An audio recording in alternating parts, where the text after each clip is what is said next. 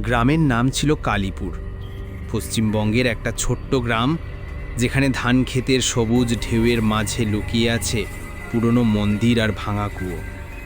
সেখানকার লোকেরা বলতো, রাত 12টার পর আকাশ থেকে নামে একটা ছায়া, যাকে নিশি মা বলে ডাকে। কেউ দেখেনি সত্যি সত্যি, কিন্তু যারা শুনেছে তার গলার স্বর, তারা আর ফিরে আসেনি। অর্জুন ছিল গ্রামের একটা যুবক, বয়স মাত্র 22। ছোটবেলায় মায়ের মৃত্যুতে সে একা হয়ে গিয়েছিল, আর কোনো ভাই বোন নেই তার। বাবার মৃত্যুর পর তো সে সম্পূর্ণ একাকী। গ্রামের ছোট্ট দোকানটা চালিয়ে কোনো মতে দিন কাটায়। পাতলা গাল, চোখে একটা গভীর অস্থিরতা। সে বিশ্বাস করতো না এসব অন্ধবিশ্বাসে। এগুলো তো শুধু বুড়োদের গল্প বলে হাসতো সে বন্ধুদের সঙ্গে চায়ের দোকানে বসে। কিন্তু তার একাকিত্বটা ছিল এমন, যেন রাতের অন্ধকার তার সঙ্গে। কখনো কখনো সে ভাবতো, এত একা হয়ে কি লাভ। কলকাতায় পড়াশোনা করে বেরোতে চাইলেও এখন তো কেউ নেই তার পিছনে। কিন্তু এক রাতে সব বদলে গেল। সেদিন বর্ষার শুরু। আকাশ কালো মেঘে ঢাকা, বাতাসে ভেজা মাটির গন্ধ। অর্জুনের দোকান বন্ধ করে বাড়ি ফিরছিল সে, হাতে একটা লণ্ঠন। গ্রামের রাস্তা অন্ধকার, শুধু ঝিঁঝিদের ডাক আর দূরে কুকুরের ভৌ ভৌ। হঠাৎ একটা হাওয়া এলো, যেন কেউ তার পেছনে ফিসফিস করে বলল, আয় আয় এখানে। অর্জুন থমকে দাঁড়ালো। লণ্ঠনের আলোয় চারপাশ দেখল, কিছু নেই। মনের ভুল ভাবল সে, এগিয়ে চলল।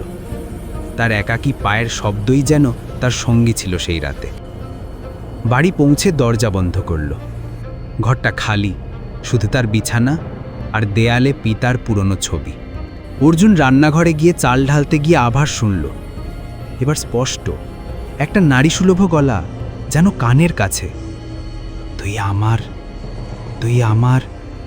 হৃৎপিণ্ড দ্রুত চলতে শুরু করলো। সে দৌড়ে বাইরে এলো, কিন্তু দরজার ওপাশে কিছু নেই, শুধু একটা পায়ের ছাপ। ছোট মেয়েলি, কিন্তু পায়ের আঙুলগুলো অদ্ভুতভাবে লম্বা, যেন পায়ের পরিবর্তে নখর। তার একাকিত্বটা তখন যেন আরও গাঢ় হয়ে উঠল। কেউ নেই যাকে বলবে, কেউ নেই যে শুনবে। পরের দিন সকালে গ্রামের বুড়োরা বলল, ওটা নিশিমা, সে খোঁজে একটা ছেলে যে তার মতো একা। তুই সাবধান অর্জুন, তোর তো কেউ নেই, সে তোকে সহজেই নেবে। সে হাসল, কিন্তু রাতে ঘুম আসল না।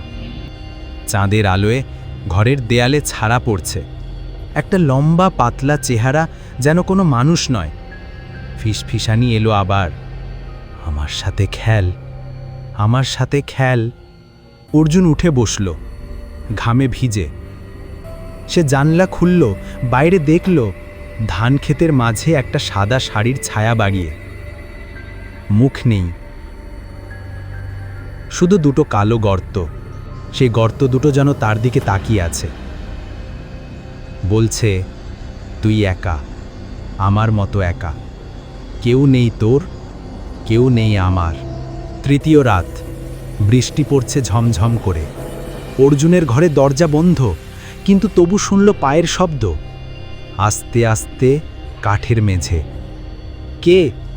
চিৎকার করল সে, কিন্তু কোনো উত্তর নেই, শুধু তার নিজের প্রতিধ্বনি। তার আগেই দরজা খুলে গেল, কোনো হাত ছাড়াই। ভিতরে এলো সেই ছায়া, কাছে এসে বলল, গলা ফিসফিসে, কিন্তু চোখের গর্ত থেকে রক্ত ঝরছে, তুই আমার ছেলে, আমি তোকে নিয়ে যাব। তুই একা, আমার মতো একা। কেউ নেই তোর, কেউ নেই আমার। অর্জুন পালাতে গেল, কিন্তু তার পা আটকে গেল, যেন মাটি থেকে হাত উঠে ধরে রেখেছে। ছায়াটা কাছে এলো, তার শরীর ছিল ঠান্ডা, যেন কবরের মাটি। সে হাত বাড়ালো, অর্জুনের গলায় নখরের মতো লম্বা আঙুল, চামড়া ছাড়া। খেল, খেল চিরকাল, একা থাকবো না আর। সকালে গ্রামবাসীরা এলো। অর্জুনের ঘর খোলা, সে শুয়ে আছে, চোখ খোলা, মুখে একটা অদ্ভুত হাসি, কিন্তু তার গলায় নীল রেখা, যেন কেউ চেপে ধরেছে। আর তার পাশে একটা ছোট্ট পুতুল, সাদা শাড়ির, মুখ নেই। গ্রামের লোকেরা ফিসফিস করে বলল, নিশিমা এসে গেছে আবার, এবার কে, কোন একাকী যুবক? আর কখনো গ্রামের যুবকেরা রাতে একা বাইরে ঘুরে না। তারা জানে ছায়াটা অপেক্ষা করছে পরের একাকীকে, যার কেউ নেই।